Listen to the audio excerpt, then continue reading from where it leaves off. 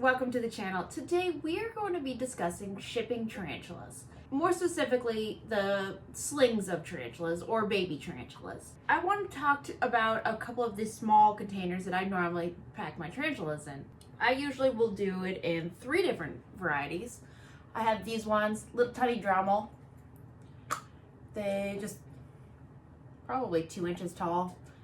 I poke a little bunch of air holes in it, call it a day, beautiful. When you actually fill them for the tarantula, you want to insulate them with paper towels, and you want to dampen them a little bit. So I already pre-packed this one. And you want to make a little hole in there. Usually how I make this ring is either I use my finger and wrap it around there, or I'll use like a Sharpie or something, and then you can just stick it in there. I can get this back in there because it's unraveling a little bit. And then I like to stuff a little one on the bottom so it's all the way capped. And then again, before you ship this, you would dampen it some so it has some moisture in there. I do like to put a little piece of paper towel on the top to act as a lid. This will cause the tarantula normally to go down some without having like an abrasive thing on top. And then you know for certain you can lift it up a tiny bit now that the tarantula is pushed all the way itself down, and then put the lid on. I have gotten tarantulas occasionally from other people that have accidentally rushed that process and squished the tarantula in there because they hadn't given enough room, or they underestimated where it was. Total mistake, but be mindful of when you close that container and if there's enough space. Another one I like to do is this version. Very similar to that one. It's totally personal preference. These are a little bit easier for bigger ones because they do taper. Same premise. You want a circle in there, and I put tissue at the bottom because usually they're not gonna need the whole space. But instead of doing a wrap around a finger or wrap around a Sharpie or something, I make just this ignorant pile of tissues. As you can see, it's just pretty much a circle of tissues just laid up, and I will put this in my thumb. Oh geez, now it doesn't want to go in there. And just shove it in there, and it pretty much will make a really nice hole in there. You can trim off the top somehow or another. I did not put this in exactly the same, but you just trim off that top, and you can use that extra a lot of times as the same thing as a lid in there, and then holes on that I just threw, and then cap it off. Any ones that I use of these kind of versions, I do like to tape around the top. That way it doesn't pop off by accident while in transit, because we do not want escapees. And labeling them, do not forget to label them, because I would hate to be that person that bought a whole bunch of tarantulas or needed a whole bunch of tarantulas sent to me and got a whole bunch of vials of naked babies that all look the same. But third version that I do sometimes, or you'll see a lot of times in the hobby, is a tube. Let's see, I have an empty one. Just a little straw, nothing spectacular about it. Usually you can find them in different diameters. I don't know how big this one is, but I have a ton of various sizes. But just basic tube, cut it long enough that you feel like the tarantula can be in there without being squished. And then what I like to do is inside of it, you can see there's a little tail for that end piece. That personally gives them what I think a area to hold on to when they're in there. Totally personal preference, but I like it. Gives me peace of mind. And what I do to shove these little guys in there is I use this sculpting tool. You can find these in any craft store. Legitimately is a sculpting tool. Love it to death. It's got a tapered end and a ball end. And I usually will, let me take it, it's not gonna go apart. I will shove it in the opposite side and then have it pop out, and then with this tapered end, we'll kind of taper that like tail I've got there down. Then the side that I expect the customer or whoever I'm shipping it to pull out from the tube so you don't crush the little tarantula, I like to give them a huge tail. Just super easy, makes it easy for them to pull it out, and then you just shove it in there. This tube is clear, as you can see, so it makes it super easy to know you're not squishing the poor tarantula. What I find if I use straws that are colored is to put them up against a light. I normally have a light on my table, and that way I can see their silhouette in there and I can squish it in there without hurting the tarantula. That's just a little pro tip. I also personally like to poke little holes in it before, obviously the tarantula's in there, for more ventilation, because you will be moistening all the paper towel on this so that it has moisture in there. But I like holes in there just because it gives me, again, a good warming feeling that there's some air circulating in there. And it's just not a tube of soggy mess. What I used to do that with is another sculpting tool. This is my all-time favorite sculpting tool. I poke most of my plastic enclosure holes with.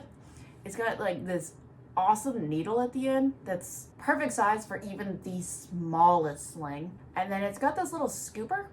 And this is amazing too for when somebody else sends you slings in a tube like this, and for the life of you they didn't give you a tail to pull it out with. This just helps you scoop it out. It can grab it and scoop it. Super time saving. Then, let's see. If you do ship with these tubes, what I like to do, because there's no way I'm gonna just throw all these tubes in a box and be like, have at it. Hopefully it doesn't get squished. I like to put it in another container. Usually when you have slings like this size, you're gonna have a few. You're not gonna ship out just one. Again, if you're halving a sack and sending it to somebody you did a breeding loan with, you're gonna have a lot. So I like to use any kind of sealing container. These are usually what I use for growing out my slings anyways. You'll see them a lot if you see me at the shows. I poke a copious amount of holes. Tops, bottom, sides, all over the place, because I want as much ventilation in this as possible. Just so that it's, again, not stagnant air.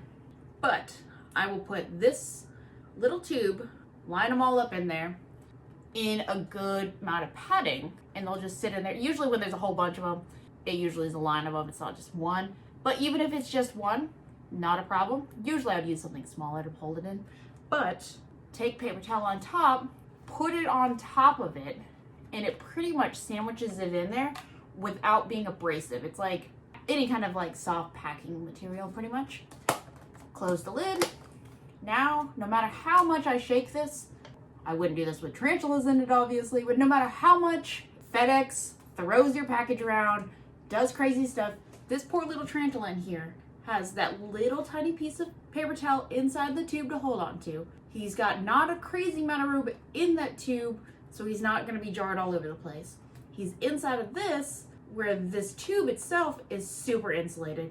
And then this box will go inside a box like this,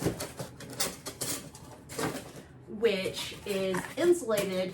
I use the same insulated box type, whether it's hot or cold. It will help tarantulas stay cool and will stay hot during the winter. And they're required by law anyways to have an insulated box that can withstand enough abuse from the Postal Service to ship tarantulas. But you will stick this in here, tons of packing material, and then start top on top, tape it up, call it a day. If it is hot, you want to use a cooling pack of any type. They usually will last quite a few hours. You will have to freeze these for a day or two for them to be fully frozen. The brand doesn't really matter. This one's 6 ounces. I've just found a good size that I like that can fit pretty well on the top of most of my boxes. If it's a huge box, I will use 2 just to make up for it.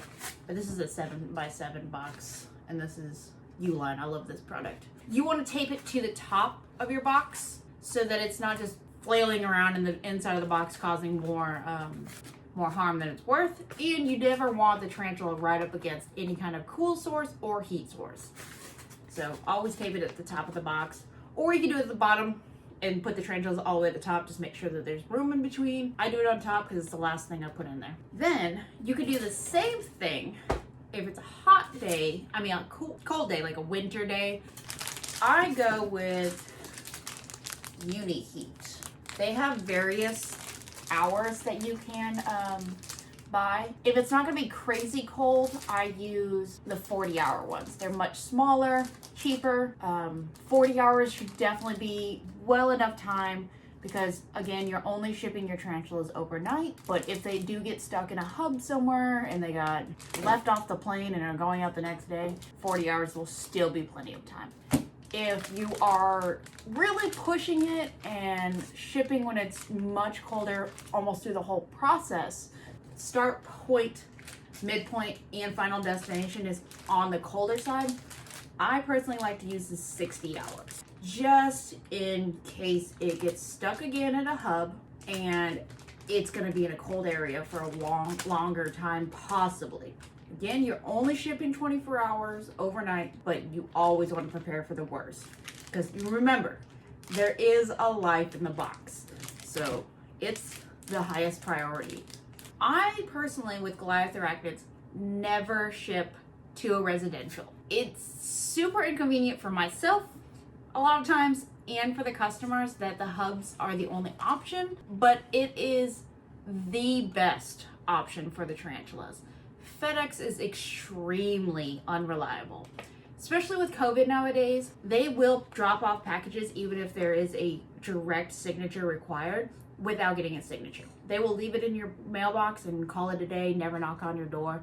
And those poor tarantulas could be either in the extreme heat, extreme cool, out in the sun, could be just pirated by somebody walking by. So never risk it. And a lot of times, they're not the first delivery if they're going out to a residential. They can be on that truck all day long. And those giant trucks are not air conditioned or heated. So again, extremes. You can't leave a dog in a car for a couple minutes while you go in the store without it overheating, let alone a poor tarantula that is in a tiny package with a heat pack, and it could be hot outside or it could be cool. You never know. So don't risk it. And plus, a lot of times, the pickup at hubs, super convenient, other than the fact you have to drive them. Some people's are not as super close. Mine's an hour away. It's kind of shitty. But what's convenient about them is a lot of times you can pick up your tarantulas almost right when the store opens. The tracking number on them, like I get packages all the time to mine, and usually the tracking number will say 9:30 is the earliest I get it. Soon as FedEx opens, 8 o'clock is when it's open. It's there. It's super cool. Not guaranteeing it, so usually I will tell people about 11 o'clock is average time, but always keep an eye out. You may be able to get it a little early. Good thing to know when you are shipping them, to know what hub you're going through, because knowing what hub you're going to go through is super important, because especially if it's cold or hot, you want to know where it's potentially going to get stuck. That's usually where the mishaps happen, is in the middle ground. On your tracking label, you will see how I circled that 4? That is just San Antonio. Where this 4 is, there's usually a letter, and you can look up the corresponding hub that it's going to go to. So I will put it in the description, the normal hubs that are used and what letter corresponds with them, so you can just have a quick reference. But let's say you're just shipping it somewhere and you see that the hub in the middle ground is Memphis. Where you're at, it's 70 degrees. Memphis, you look over there, they still have a winter, it's 30 degrees. And then wherever you're shipping to, let's say Ohio. I don't know if that's actually the hub, I can't remember offhand, but Ohio. And Ohio is 40 degrees. You need to make sure that all 3 locations have good enough temperatures to ship to, because it will be spending time in all 3 of those zones. The middle one is more important to me because that's, again, where it normally gets stuck. So if it is coldest in Memphis, I will sometimes hold the shipment until the next if it's not acceptable, because let's say Memphis is the only one where I'm at 70 and where it's going to 70, but it's in Memphis and it's 28 degrees. What if it gets stuck there for 2 days? 28 degrees is very cold. I don't want to risk anything that's under freezing conditions, even though there's a pack in there. You just don't want to risk it. Again, a life is in there. It's important. Don't risk it if you don't need to. I am a firm believer of also not shipping outside of Monday, Tuesday, and Wednesday. Here at Goliath Arachnids, we only ship Monday and Wednesday. But if you are just shipping your own stuff, shipping Monday, Tuesday, and Wednesday is the best option, because after Wednesday, it gets a little hairy. Like, let's say you shipped on Thursday. Expected date of delivery is Friday, but it gets postponed at whatever hub it was getting stuck in. Now it's at the mercy of weekend crew. Some places don't deal with packages on the weekend. The crews are a lot more limited, so people may not care about your package at all. So during the week is your best option. You do not want to get your package stuck in transit any longer than it needs to. Shipping on a Friday is completely unacceptable. Do not attempt it, because you are not going to be able to get that package till Monday or Tuesday probably. Even if it says that it can be shipped and get there on Saturday, it probably won't. Just throwing it out there. Don't do it. Shipping through FedEx is the only legal way you can ship tarantula. If you see a vendor or somebody offers you to ship through UPS, United States Postal Service, any other carrier besides FedEx, it is a huge red flag. It is highly illegal, and that can cause your package to be confiscated. You're not going to get refunded for that. You're going to be liable for it.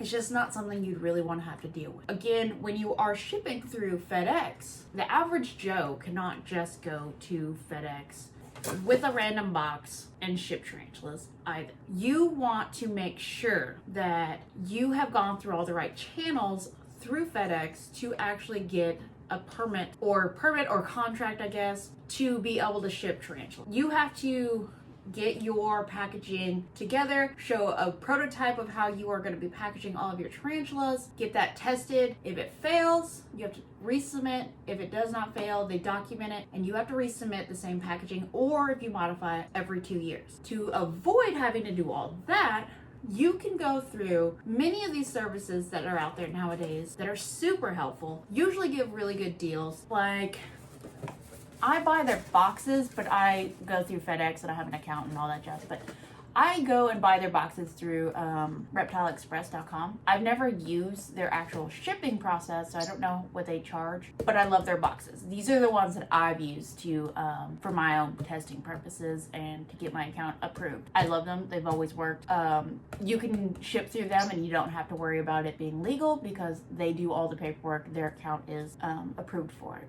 You have to use their packaging though if you use reptilesexpress.com. There are other ones. There's like Reptile to You is the other one I know of, but there's a few out there. Just I'm sure you can Google it and figure it out. But your boxes are required to always say that there's a live animal in there. With being that these are tarantulas, they're supposed to cross out this live reptile and put insects, but I'm not gonna lie, sometimes I forget.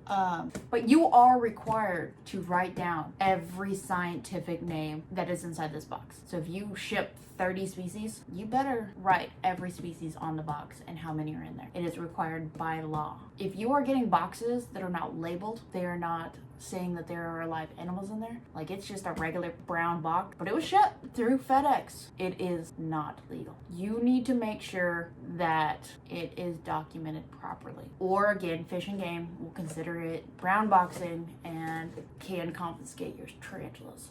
So be very mindful of that. Do it legally, do it correctly, save yourself a headache. But those companies are amazing. They can save you a ton of cash, and they can help you along with it if you need to also. And what else can I help you with? We covered heat packs. Oh, another thing with heat packs. Do not use hot hands. This is not a hot hands. This is still a uni pack or uni heat that showed up. But hot packs, those get you an ignorant heat. I think it's like 180 degrees or something. They don't last very long. They can quickly heat up your tarantula and just roast them. They are not acceptable. These heat up extremely slow and gradual and only max out at 100 degrees. So they do not actually compensate a ton for outside ambient air, saying that it's like 30 degrees, 100 degrees. It will meet in the middle ground, but it will keep your tarantula alive. 180 degrees of a hot hands is retardedly hot. You will bake your tarantula very quickly. So again, do not ship with hot hands. And if you get a vendor that sends you something with hot hands, I wouldn't personally use them again. It's just not worth it. And also my cute little bird that I apparently have to have on me while I shoot videos, or he screams. If you come to the show, you'll also see him. He's my traveling buddy, but neither here nor there. But to recap, check temperatures of all 3 locations. Very important. Ship to a hub. Do not do residential. Again, just more issues, especially with COVID, dropping them to residential than is worth it. Make sure you moisten the paper towels that you use. That way the tarantulas have some kind of moisture and they do not dehydrate during transit. That circle number, your best friend, will tell you which hub you're going. When you are looking for what hubs do accept tarantulas, you are required to ship them to a location that will accept hold at location and accepts dangerous goods. You cannot ship them to a Walgreens or the Stop and Ships or Print and Ships or anything weird like that. They will sometimes reject once they see that it's a live animal, they will say, nope, I will not take it. That will cause your tarantula to turn back and be sent back to the sender, adding more transit time, and then you'll have to send it out again and you'll still get charged for it. So always look for hold at location, ships to dangerous goods, and now I think I have everything. And always do priority overnight. That should be a given. You shouldn't have your tarantulas in transit more than one night unless something crazy happened and they got stuck somewhere. But you should never pick 2-day shipping, even if it's cheaper, 4-day, 3-day, whatever. Always priority overnight. Hopefully this video was very helpful for you. If you have any questions, do leave them in the comments. I will answer as many as I can. I have to say that this is not legal advice. Do always research your regulations of your town. Contact your FedEx rep. If you want to use Reptiles Express or Reptiles to You, contact them if you have any shipping questions.